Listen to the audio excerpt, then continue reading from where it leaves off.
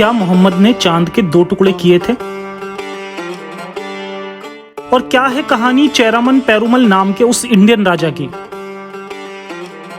जिसने मोहम्मद का एक करिश्मा होते हुए देखकर इस्लाम भी कबूल कर लिया था। मोहम्मद का अपनी उंगली के इशारे से चांद के 2 टुकड़े करना। आज हम कुरान में लिखे इस जाहिलाना दावे को एक्सपोज करेंगे। हालांकि इन बकवास बातों को एक्सपोज करने की जरूरत नहीं थी, मगर अपनी इस सीरीज का सिलसिला आगे बढ़ाते हुए इसकी असलियत जानने की कोशिश करेंगे और देखेंगे कि किस तरह नासा ने भी कहा कि चांद के टूटने का कोई भी सबूत नहीं है। तो बने रहिए वीडियो का आखिर तक और शुरू करते हैं इंसानियत के नाम से।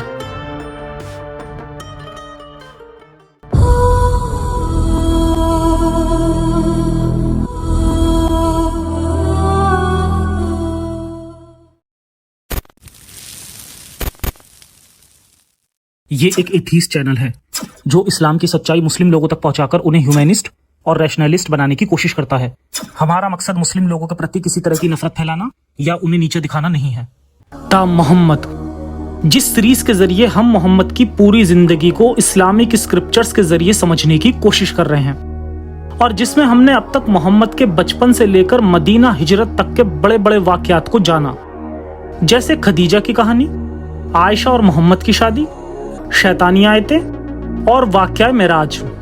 और आज हम पर्दा हटाएंगे ऐसे ही एक और बड़े झूठ से। तो शुरू से समझने की कोशिश करते हैं इस वाक्य को।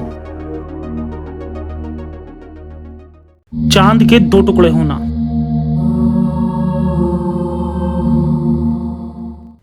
शक्कुल कमर का वाक्या, यानी मोहम्मद का वो मोजज़ा जिसमें मोहम्मद ने अपनी उंगली के एक इशारे से चांद के 2 टुकड़े कर दिए थे।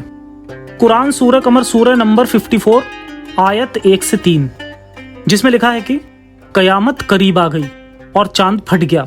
ये लोग अगर कोई मुजज़ा या करिश्मा देखते हैं तो अपना मुंह फेर लेते हैं और कहते हैं कि ये तो जादू है। इन्होंने झुटलाया और अपनी ख्वाहिशों की पैरवी की। ये कुरान में मौजूद एक लौती आयत है जो इस वाक्य की तरफ इशारा करती है और इस आयत के अलावा पूरी कुरान में कहीं भी इस वाक्य का कोई भी जिक्र नहीं है। और यहाँ इस आयत में इतनी कम जानकारी है जिससे इस वाक्य के बारे में कुछ भी ज्यादा जानने को नहीं मिलता।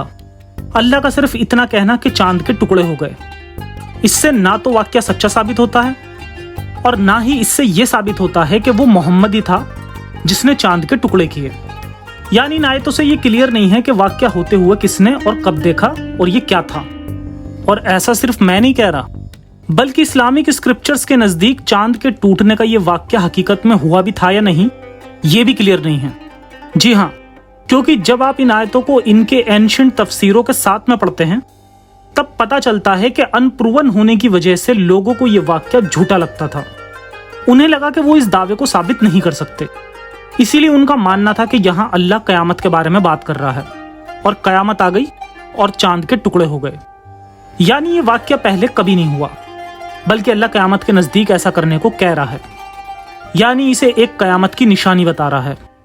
अब जहां तक ताल्लुक है कयामत के करीब इस वाक्य का, तब भी इस आयत में कई सारे ब्लंडर्स मौजूद हैं, क्योंकि इस आयत को उतरे हुए अब तक 1400 साल हो गए, मगर ना तो कभी चांद के टुकड़े हुए और ना ही अभी तक कयामत आई।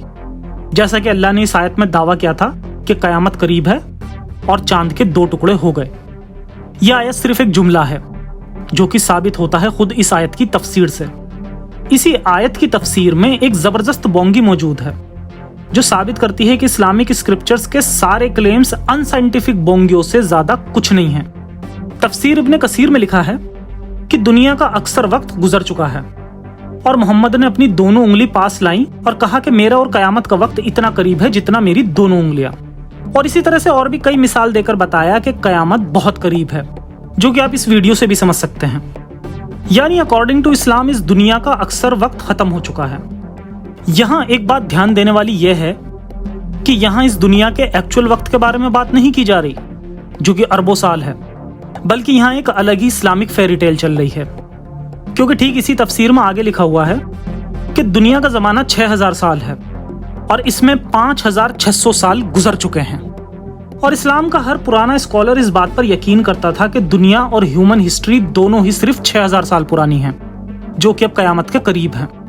अब अरब के इन बद्दुओं को, जिनको एस्ट्रोनॉमी की बिल्कुल भी समझ नहीं थी, क्या हम इनसे ये उम्मीद लगा सकते हैं कि इनका चांद के टुकड़े होने का वाक्य सच्चा होगा? इस्लाम के साइंटिफिक ब्लंडर को देखकर यह बात साबित होती है कि चांद के टूटने का यह वाक्य ना तो कभी हुआ था और ना ही कभी होने वाला है। खैर, वापस आते हैं फिर से चांद टूटने के हवालों और तहकीक की तरफ। दरअसल इसकी बहुत ही कम हदीसें और तारीखी वाकयात मिलते हैं जो ऐसा कहते हैं, जबकि ये इतनी बड़ी बात है कि इसके होने का ढिंढोरा तो हर किताब में खूब पीटा जाना चाहिए था और साथ ही साथ इसके नॉन इस्लामिक एविडेंस भी मौजूद होने चाहिए थे। लेकिन मोहम्मद की मौत के सैकड़ों साल बाद जाकर इस वाक्य को लिखा गया, और वो भी सिर्फ इस्लामिक स्क्रिप्चर्स में। तो आइए देखते हैं कि इस्लामिक थियोलॉजी के हिसाब से ये वाक्य किस तरह हुआ। यानी अगर ये वाक्य सच में मोहम्मद ने किया था तो इस्लाम की बोंगियों के हिसाब से ये वाक्य कुछ इस तरह हुआ। एक दिन मक्का के मुशरिकों ने मोहम्मद को घेर लिया और इन्होंने मोहम्मद से कहा कि ए मोहम्मद, अगर तुम सच्चे हो तो हमारे लिए चांद के 2 टुकड़े करके दिखाओ। मोहम्मद ने इनसे पूछा कि अगर मैं ये कर दूं तो क्या तुम इस पर यकीन करोगे? इन्होंने कहा हाँ। उस वक्त पूरे चांद की रात थी, यानी पूर्णिमा की रात थी। जब मोहम्मद ने चांद के 2 टुकड़े कर दिए और चांद का एक आधा हिस्सा टूट के अलग गिर गया, तो इसके बाद मोहम्मद ने कहा कि इस पर गवाह रहना। क्या मोहम्मद के मरने के बाद सिर्फ उसके चेलों द्वारा लिखे दावों से क्या ये वाक्य सच्चा साबित होता है? जवाब है बिल्कुल भी नहीं, क्योंकि ये बात खुद मोहम्मद के वक्त के सैकड़ों सालों के बाद जाकर लिखी गई है।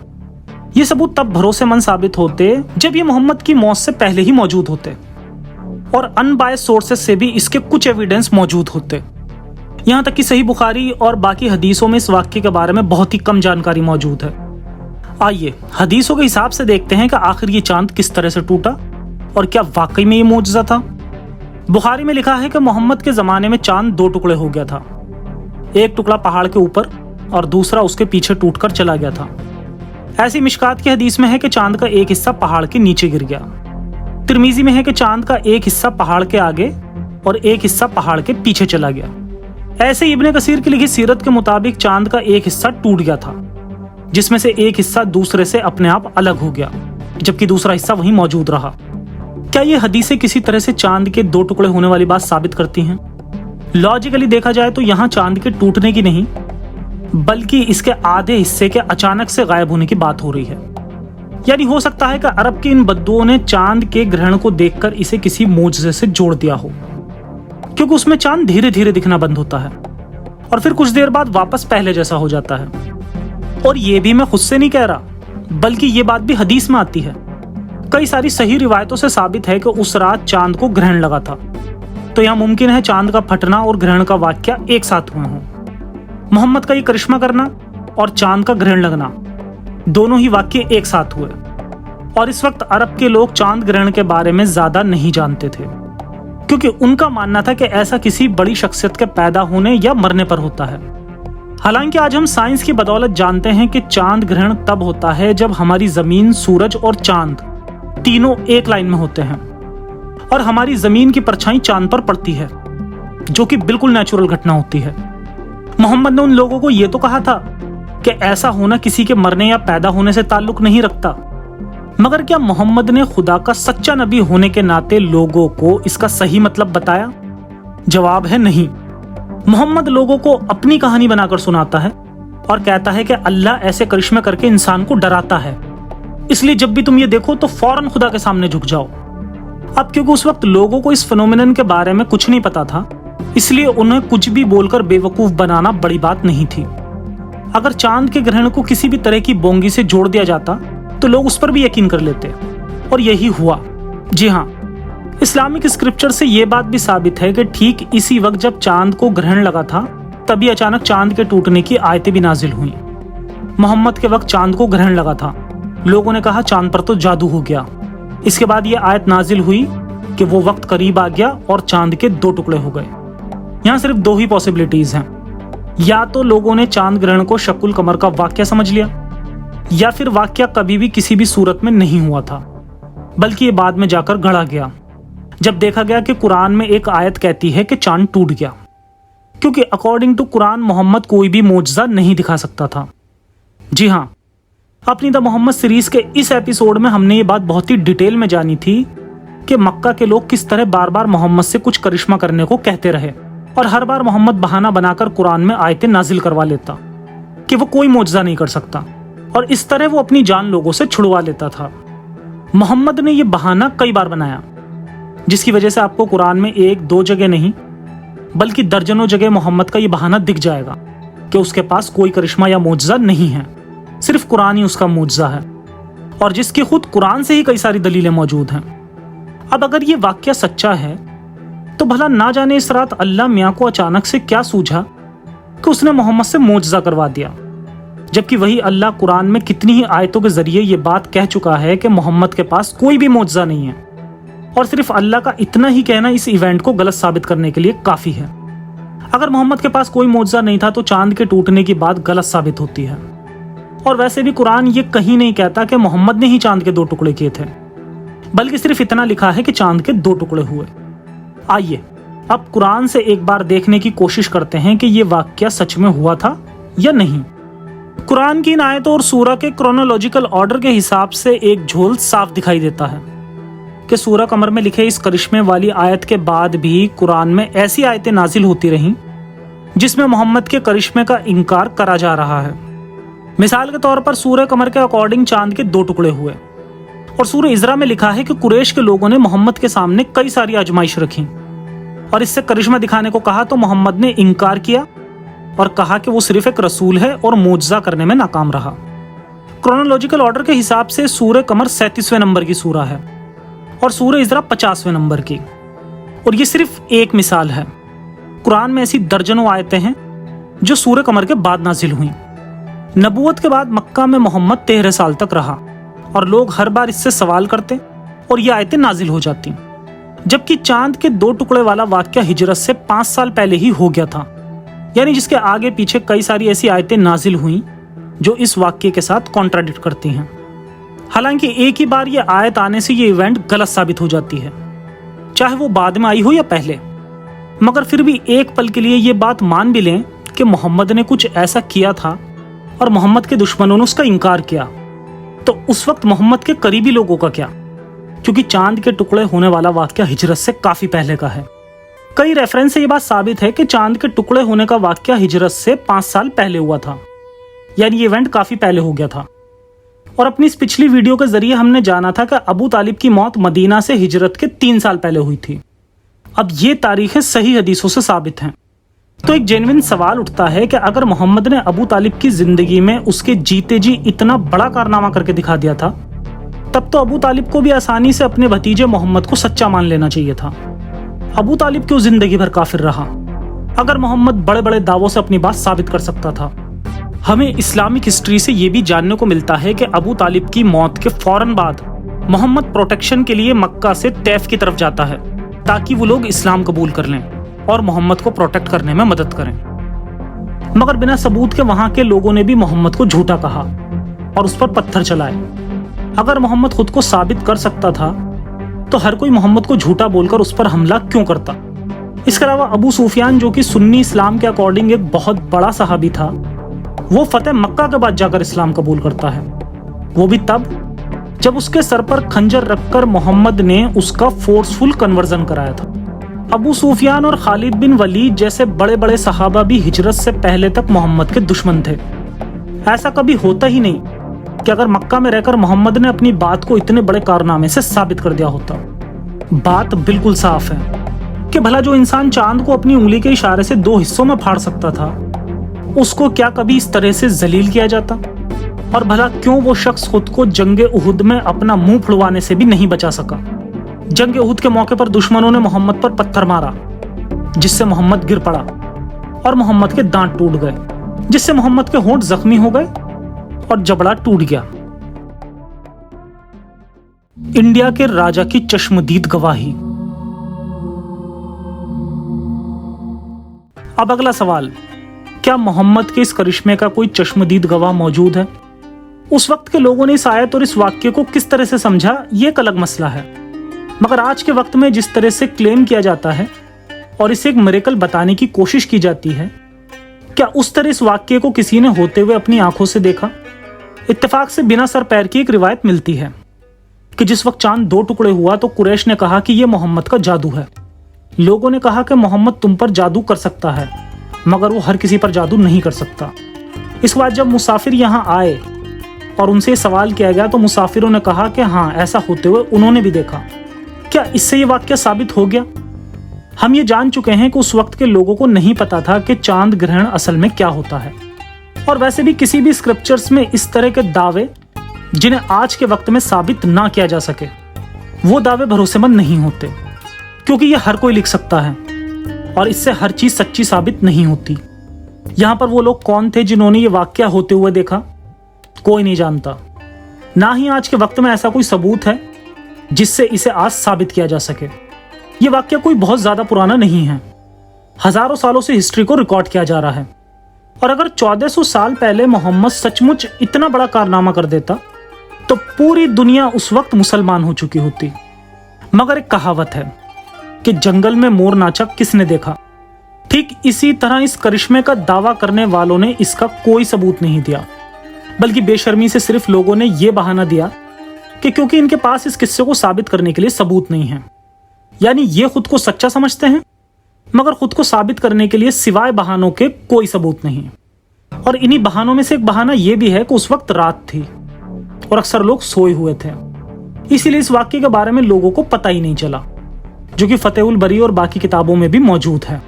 और आज के जमाने में भी इस्लाम का दावा करने वाले यही बहाना देते हैं। इसके अलावा इतने बड़े करिश्मे को साबित करने के लिए इन्हें पूरी दुनिया के लोगों में सिर्फ एक ही सबूत मिला कि कुछ पुरानी मनुस्क्रिप्ट्स में यह दावा किया गया है कि एक इंडियन राजा जिसने चांद के 2 टुकड़े होने वाली इस घटना को अपनी आंखों से देखा था।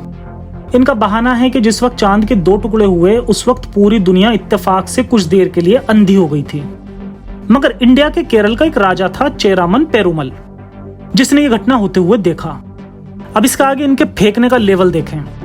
इस वाक्य के बाद ये राजा फौरन मक्का का सफर करके मोहम्मद से मिलता है और इस्लाम भी कबूल कर लेता है।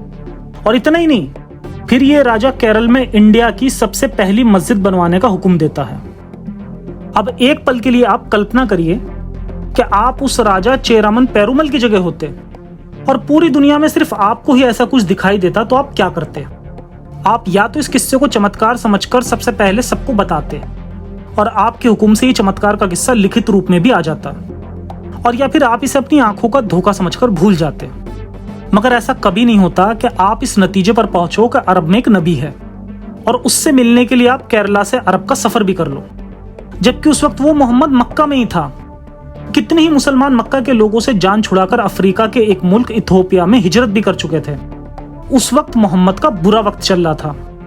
ऐसे वक्त में इंडिया का एक राजा मोहम्मद से मिलता है, इस्लाम भी कबूल करता है और इंडिया में मस्जिद भी बनवा लेता है। और अफसोस के मोहम्मद के इस इंडियन सहाबी का जिक्र खुद इस्लाम की हदीसों में भी मौजूद नहीं है। यानी इस्लाम के इस मनगढ़ंत किस्से से जुड़े इंडियन राजा को खुद भी मुसलमान कई सदियों तक नहीं जानते थे, क्योंकि इस राजा ने ना तो कभी चांद के टुकड़े देखे और ना ही इसने कभी मक्का जाकर इस्लाम कबूल किया। बल्कि इसके उलट कई सारे एविडेंस मौजूद हैं कि खुद चेरामन पेरुमल मोहम्मद की मौत के भी 2-3 सदी के बाद पैदा हुआ था। इसलिए किसी भी सबूत से यह साबित नहीं होता कि उस राजा ने कभी चांद को टूटते हुए देखा हो। केरला में मौजूद इंडिया की पहली मस्जिद मोहम्मद के वक्त में ही बन गई थी, इसका भी ठोस सबूत नहीं है। बल्कि अरब व्यापारी इंडियन ओशन से होते हुए केरला में व्यापार करने के लिए आते थे, जिसके बाद यहाँ पर एक मस्जिद तामीर की गई, वो भी बहुत बाद में। जिस वक्त मोहम्मद तैफ की गलियों में पत्थर खा रहा था, उस वक्त क्या इंडिया में कोई मस्जिद हो सकती है जहां लोग दिन में 5 बार नमाज पढ़ रहे हों? इसलिए इस राजा का किस्सा सच्चा साबित होने के लिए कोई भी ठोस सबूत नहीं है। ये राजा उस इवेंट के सैकड़ों साल बाद पैदा हुआ और इस राजा के भी सैकड़ों साल बाद जाकर उसकी कहानी मनुस्क्रिप्ट में लिखी गई। एक पल के लिए खुद से ये भी सवाल करें कि जब ये वाकया मक्का में हुआ और केरला तक में देखे जाने का दावा किया जाता है, यानी इस बीच आसपास जितनी भी कंट्रीज थीं जैसे चाइना, पर्शिया, सीरिया वगैरह, सब में रात का वक्त होना चाहिए था और यूरोप और अफ्रीकी इलाकों में शाम का वक्त होता। अगर वाकई में मोहम्मद ने 7वीं सदी में चांद के 2 टुकड़े करे होते तो इस वक्त बाकी सिविलाइजेशन की तरफ से भी अनगिनत सबूत मौजूद होते। इसीलिए सब लोग सो रहे थे। यह कहकर आप अपने ईमान को सिर्फ झूठी तसल्ली दे सकते हैं। यह वाक्य अगर इन सब इलाकों में सिर्फ 1% लोग भी देखते तो सुबह तक ये वाक्य वर्ल्ड फेमस होने के लिए काफी था और आज हमें इनसे इस वाक्य का सबूत मांगने की जरूरत ही नहीं पड़ती। इसीलिए इन सब पहलुओं पर गौर करने के बाद ये जाहिर है कि चेरामल की ये कहानी कई सदियों बाद लोगों द्वारा लिखी गई, जो कि एक काल्पनिक कहानी से ज्यादा कुछ नहीं है। क्योंकि खुद शुरुआती मुसलमानों ने भी इस्लाम को साबित करने के लिए इस तरह के चमत्कारों को होने का कभी दावा नहीं किया, बल्कि आज 21वीं सदी में इस्लाम का धंधा चलाने के लिए लोगों ने इस तरह की काल्पनिक कहानियों को गढ़ा। नासा की रिपोर्ट। आइए लगे हाथों एक आखिरी क्लेम को भी एक्सपोज कर देते हैं। नासा द्वारा जारी की गई चांद की इन इमेजेस को दिखाकर आपने कुछ लोगों को इस्लाम का ये चूरन बेचते भी देखा होगा कि ये लकीरें सबूत हैं कि मोहम्मद ने चांद के 2 टुकड़े कर दिए थे, और अब नासा ने भी इस पर मोहर लगा दी, जबकि इसके उलट खुद नासा ने इस बकवास दावे को खारिज किया है। Lunar rails. आप जो चांद पर इस तरह के निशान देख रहे हैं वो लावा के बहाव और बाकी वजहों से बने हैं, और चांद की सतह पर जो लकीरें पाई जाती हैं उनका आकार बिल्कुल भी देखने से ऐसा नहीं लगता कि किसी ने पूरे चांद के 2 टुकड़े किए हों, क्योंकि इसी तरह की लकीरें सोलर सिस्टम के कई सारे प्लैनेट्स पर पाई जाती हैं। और जिन अपोलो मिशन की तस्वीरों से चांद के फटने को सबूत बताया जाता है, ये पूरे चांद के सिर्फ कुछ ही किलोमीटर तक फैली हुई लकीर है, जो कि पूरे चांद के सिर्फ 3% हिस्से को ही कवर करती है। और यही नहीं, इसके अलावा ऐसी और भी लकीरें चांद पर मौजूद हैं, मगर सारी लकीरें चांद पर रैंडमली फैली हुई हैं। ये किसी भी तरह से एक बेल्ट की तरह चांद के टुकड़े होने का सबूत नहीं है।